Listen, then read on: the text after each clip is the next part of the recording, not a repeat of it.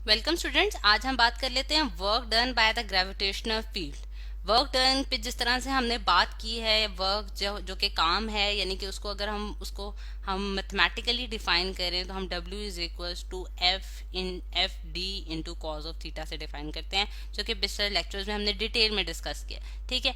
और वर्क जो है, इसमें जो थीटा एंगल है वो हमारे पास फोर्स और डिस्प्लेसमेंट के दरमियान का एंगल है, और उसके जो डिफरेंट केसेस थे कि हमारे पास वर्क पॉजिटिव, नेगेटिव और जीरो कब होता है, और वो भी हमने डिस्कस किए थे। ठीक। अब अगर हम देखेंगे हमारे पास ग्रेविटेशनल फील्ड क्या होती है, अगर ग्रेविटेशनल फील्ड की बात करें स्टूडेंट्स, तो हमारे पास वो फील्ड जिसमें हम ग्रेविटी के इफेक्ट्स को महसूस कर सकते हैं, वो हमारे पास ग्रेविटेशनल फील्ड कहलाएगा। अब हम जानते हैं कि हमारी जो अर्थ है वो जो है उसके मतलब कि उसके सेंटर से हमारे पास एक फोर्स ऑफ अट्रैक्शन जो हमें फील होती है, वो हमें क्या, वो कहलाती है ग्रेविटी कहलाती है। ठीक। यानी कि उस रीजन में जो अर्थ के अराउंड हमारा एक रीजन है जहां हम उस ग्रेविटी को महसूस कर सकते हैं।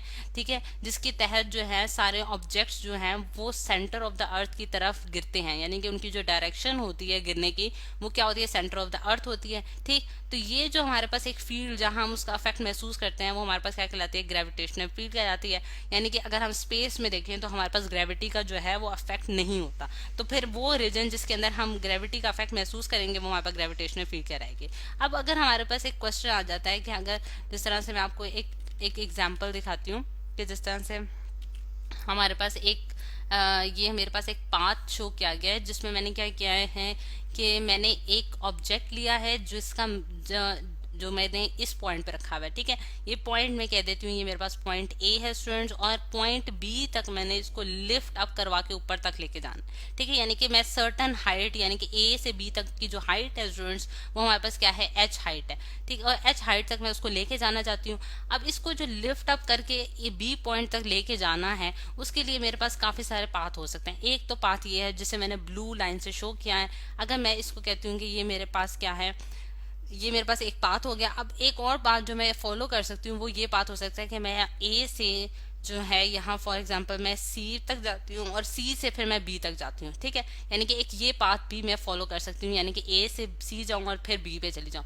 फिर इसके अलावा मैं एक और पाथ फॉलो कर सकती हूँ कि मैं यहाँ से ए से इस पॉइंट तक जाऊँ, जिसे मैं पॉइंट डी कह देती हूँ, और उसके बाद मैं दोबारा जो है वो बी पे आ जाऊँ। यानी कि एक ये पाथ हो सकता है, एक ये पाथ हो सकता है, और एक ये पाथ, यानी कि मेरे पास तीन पाथ आगे जिसके जरिए मैं इस बॉडी को उठा के जो है ए पॉइंट से बी पॉइंट तक पहुंचा सकती हूँ। अब मैं यहाँ से मैं इसको कहती हूँ कि ये मेरे पास पाथ जो है, ये मेरे पास क्या है, पाथ 1 है। और इसी तरह स्टूडेंट्स इसको मैंने पाथ, इस वाले को मैंने पाथ 2 का नाम दे दिया। ठीक है।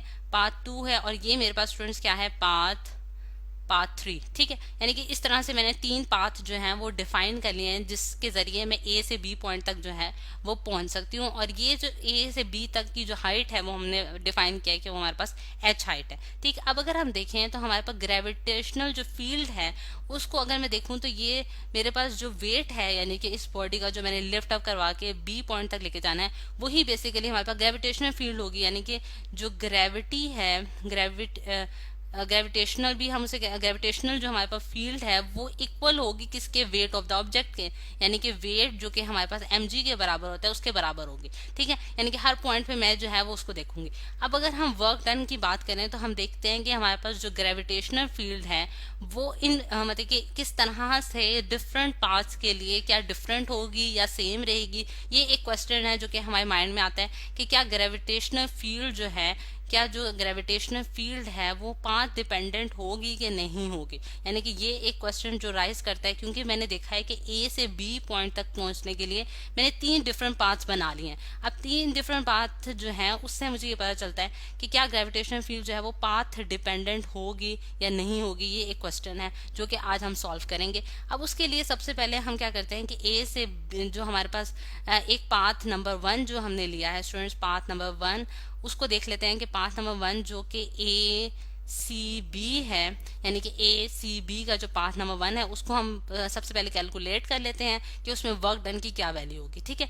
अब वर्क डन अगर हम देखें कि यहाँ से यहाँ तक का जो वर्क डन है हमारे पास स्टूडेंट्स वो क्या है, ए से बी तक ए से सी तक जो है वो हम वर्क डन की वैल्यू निकालते हैं, ए से सी तक, यानी कि W, अब मैं यहाँ लिख भी देती हूँ, W फ्रॉम ए सी अगर हम देखें स्टूडेंट्स, तो यहाँ हमारे पास जो वेट है यानी कि ग्रेविटेशनल फील्ड है वो डाउनवर्ड डायरेक्शन में एक्ट कर रही है, ठीक है। और हमारे पास जो डिस्प्लेसमेंट है वो ए से सी तक इस डायरेक्शन में हो रही है, यानी कि डिस्प्लेसमेंट और हमारे पास वेट का जो वेट और डिस्प्लेसमेंट का जो हमारे पास एंगल बन रहा है स्टूडेंट्स, वो कितना बन रहा है, 90 का एंगल बन रहा है। जैसे कि हम देख सकते हैं कि यहाँ 90 का एंगल बन रहा है, जिससे मुझे पता चलता है कि वर्क डन जो है वो F D into cos of theta की जगह अगर मैं 90 पुट करूं तो मेरे पास क्या आंसर आएगा, कॉज ऑफ 90 जो है वो हमारे पास क्या होता है स्टूडेंट, 0 होता है, ठीक है। जिसकी वजह से मुझे पता चल जाएगा कि work done along the path A C जो है वो क्या हो गया, 0 हो गया।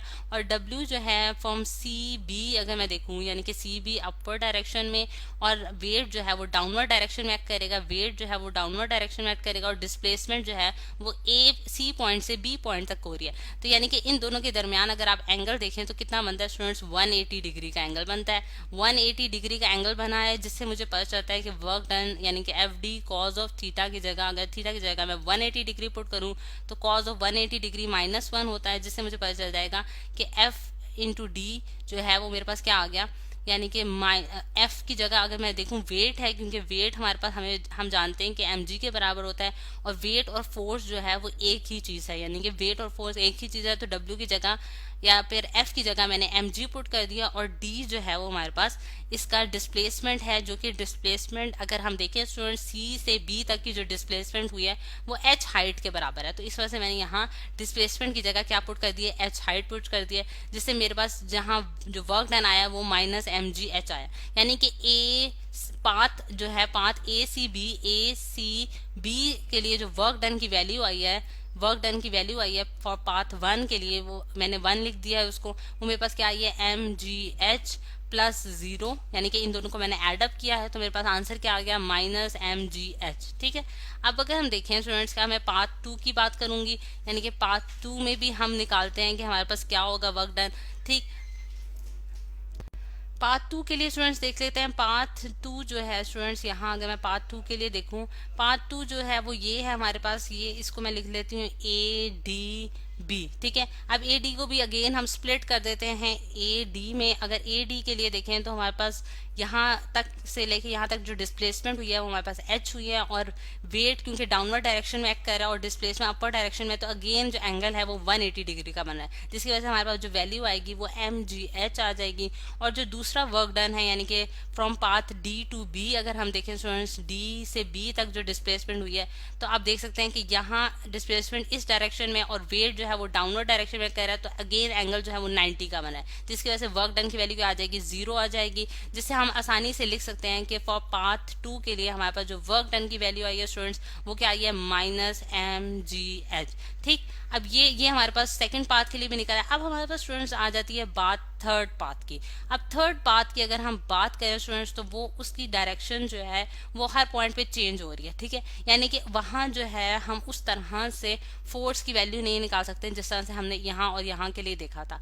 अब अगर हम इस पाथ को स्प्लिट कर दें स्मॉल पार्ट्स में, यानी कि अगर मैं इसको डिवाइड करूँ, स्मॉल छोटे छोटे हिस्सों में इसको डिवाइड कर दूं, तो मैं ये देख सकती हूँ कि मेरे पास जो है अगर मैं इसको स्मॉल पार्ट्स में डिवाइड करूंगी तो फिर ईच पाथ के लिए जो फोर्स की वैल्यू होगी स्टूडेंट्स वो क्या हो जाएगी, कांस्टेंट हो जाएगी, जो जिस तरह हमने वेरिएबल फोर्स के लेक्चर में भी देखा था, ठीक। यानी कि इसमें हर पॉइंट में मैंने इसको छोटे छोटे पॉइंट्स में जो है वो डिवाइड कर दिया इस पाथ को, ठीक। अब अगर मैं देखूं कि मेरे पास जो इसके हॉरिजॉन्टल पाथ्स थे और एक इसके वर्टिकल पाथ है, यानी कि अगर आप यहाँ से मैं इसको बहुत लार्ज करके अगर आपको दिखाऊं तो ये इसका एक हॉरिजॉन्टल पाथ है और ये इसका एक वर्टिकल पाथ है। अब हॉरिजॉन्टल पाथ को अगर मैं डिनोट कर दूं स्टूडेंट्स, यानी कि मैं इसको डेल्टा x से डिनोट करती हूँ, डेल्टा x1 डेल्टा x2 इस तरह सो ऑन सारे पाथ्स में डिवाइड हो जाएगा, ठीक है। और ये जो है ये मेरे पास क्या होगा, डेल्टा y, ठीक है। डेल्टा x और डेल्टा y जो है वो मैंने इसकी हॉरिजॉन्टल और वर्टिकल पोजीशंस की वजह से शो किया है।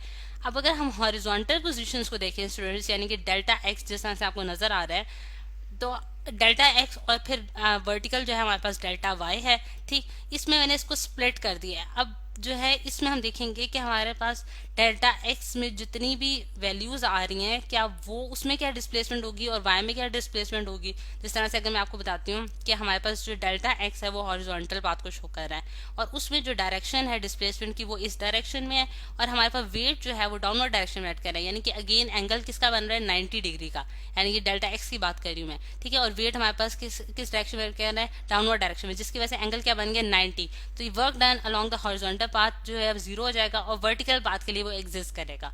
अब नेक्स्ट लेक्चर में हम देखेंगे कि ये किस तरह से हम थर्ड पाथ के लिए जो है वो वर्क डन की वैल्यू जो है वो कैलकुलेट कर सकते हैं।